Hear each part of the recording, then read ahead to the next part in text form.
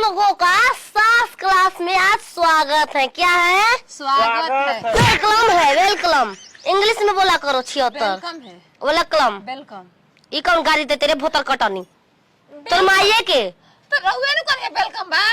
Welcome welcome. Welcome. छोड़ घुसरी तेरे को हम। तो आज आप लोग क्या सीखना है? सास कैसे सेवा किया जाता है। सास को अपने मुट्ठी में कैसे करना। हाँ मैडम जी, हमारा के बताई, हमारो के बहुत जरूरत बटे।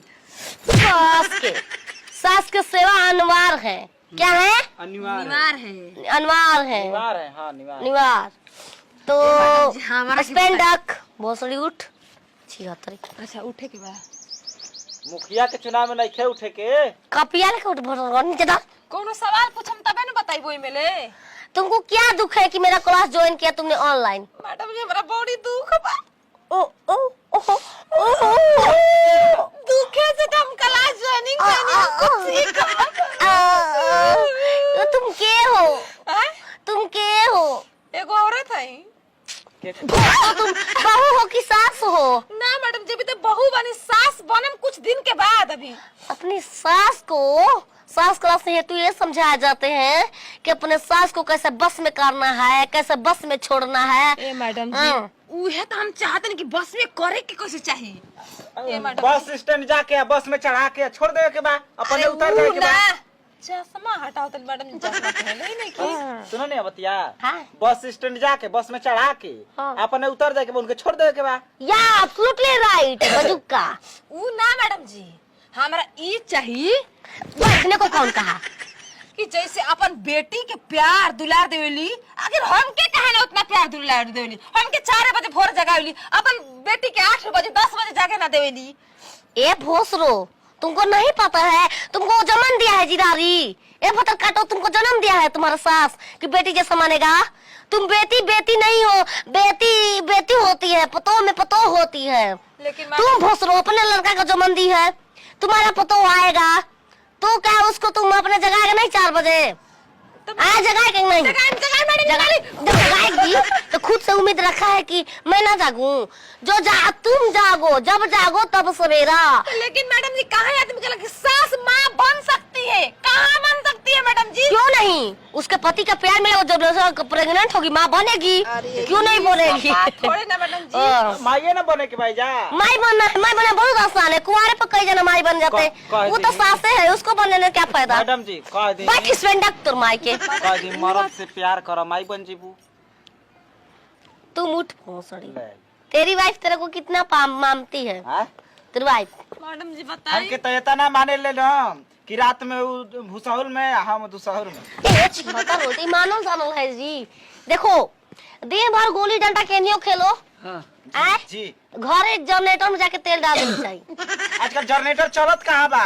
सब लाइन के सिस्टम हो गइल बा, बटन टिप हच हच गच अपन जाए लगता कुछ। ओहो, मैडम जी के दिमाग हैंग करता है मेरा। सब लोग यहाँ सीखने आती हैं जी। कि अपने पति को कैसे बस में करें।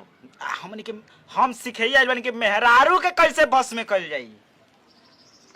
तुम 4 बजे भोर में आना, दवाई दूंगी, खा के। अबे दे दी। मैडम जी दवाई का तरीका अबे दे दी। दे दी है। 4 दिन पर अच्छा, नेम के साथ 3, 5, 7, 8 दिन पर। नेम कौन फल है?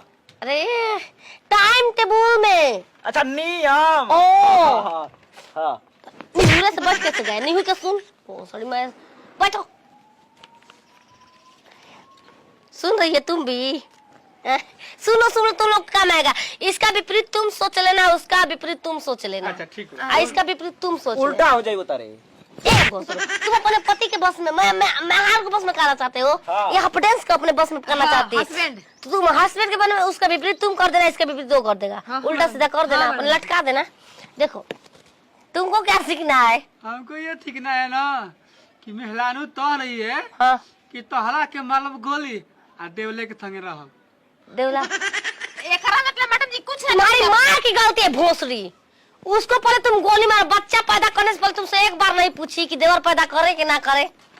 कैसे करते हैं जी? उनका भी जे ज्वाइनिंग गोली ना तो सब सही हो ए स्टैंडअप मेरे पास क्या नहीं है। पहले इन लोगों का इलाज कर लो, तुझे अपने गोड़ पे एक गोड़ पर खड़ा रहो तो समस्या का समाधान होगा। एक काम करो, जी नेम से 4 दिन के बाद हाँ 5वें दिन जस्ट वेट। मैडम जी बताइए बताइए। हाँ 5वें दिन पे हाँ। तुरंत मुंह फुला लिया करो। हम हाँ का मुंह फुलाए घंटा हम रोज फुलाते तो फुलले रह जाता। पचका था ये नहीं के लिपस्टिक उड़ा गया है। लिपस्टिक हाँ, ना बिल्कुल। मैडम जी का रोग बा कोनो भगाई जले अच्छी करता मोटे मोटे पिलुआ ना के मैं फेंकता। मेरे को सदरी हुआ है। मेरे को क्वेश्चन का रिप्लाई करना है। मैडम जी हम बताइए क्या बात रही है। देखो नहीं हो रहा है, तुम अपने से काम करो। जो लिपस्टिक है उसको फेंक दो, बिंदी है सब उकाच उकाच के फेंक दो, घट जाएगा, खुद बोलेगी पिया मेरे को ला दीजिए, मेरा ये नहीं मैं राह बन जाऊंगी, मैं विधवा बन जाऊं, खुद बोलेगी। और जब बोलेगी ना तो थोड़ा सा क्या करना कर लेना, ठीक है तिया। मारे ला कच्चा खोच खोच खोच। ये कर देना है। हाँ या ये है। मैडम जी, इसका विपरीत तुम ये सीख लो, तुम अपने लिपस्टिक पाउडर चुरवा कर रख देना, बोलना कि हाँ ये नहीं है, वो खुद 4 दिन बस में और रूस जाना नेम से। ए मैडम दिन भर खुश रहना रहती है। मैं घंटा ओकरा कुछ फर्क पड़ला मा 8 दिन रोज दिन त हमरा ना मनावेला मैडम तुम जी। 10 दिन बढ़ाओ, उसमें 2 दिन बढ़ा दो, 8 दिन सो जान के 4 दिन पर रोज इसका नियम है, तुम उसमें 1 दिन बेसी करो, 9 दिन रुको। हां मैडम जी तब फिर लाइन पा जाई। हाँ अच्छा हमारा ना समस्या के सावधान बताइए। रुक जाओ चमचा। क्या उपाय बा? क्या है चमचा तू कह लू क्या है? कान के पहले है का अरे तू बताओ समस्या का हसाब समाधान समस्या ई बा मेहरानू कहते कि देवल पर देवल मैडम जी काम करो, ऑटो पर बैठाओ, रिक्शा बुक करो, देवल तो छोड़ दो, चल जाएगी अकेले। अच्छा अरे देवल पुल पर ना महाराज। हाँ बस देवर देवर देवर। हाँ। ओ मेरा माइंड सेट हो गया, तुम्हारी माँ की गलती है। भोसड़ी वाली पैदा करने से नहीं सोची कि 2 बहू आएंगी कहीं रहेंगी, पटा लेगी तो मैं क्या करूंगी। ए मैडम जी क्यों पैदा कर सी थोड़े सोचला कि 8 को पैदा करता ना। मजा मारे के चक्कर में छिनरी पैदा कर देता है सब।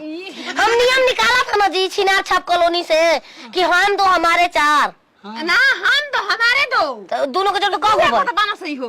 हम 2 हमारे 2 तो जोड़ के कहो हो गया। 4 को हम क्या बोला? हवाई 4 में बोला, मैं सच बोल रहा। हम 2 हमारे 4 जोड़ के तो 4 को पैदा करना, देवर का बातें नहीं रहेगा। 2 देवर रहेगा तो अपने में खुद बिछते रह जाएगी कि मैं किसके साथ रहूं, इसके साथ किसके साथ। छिनार बने छिनार बासी माई के पास ये नागिन नाच करके दिखाओ अब सजा। नागिन? हाँ जगह बना दिया जाए, इसका सजा है। हमें नाचे ना ए उठो उठो, ये अपना मैडम कापी। इतना राती में जागो तो ना मेहरानू को गोरे खातिर कि देवर ही मजा है तो नहीं लगता है। ओ ये तिनरी के करा ससुर के जानी खुदत का बाले रे भोसड़ी के है ना क्या करता है? खावा तनी के हाउ हाउ मैडम जी हम संभालत रहनी रहो गिरे जान ना नागिन ना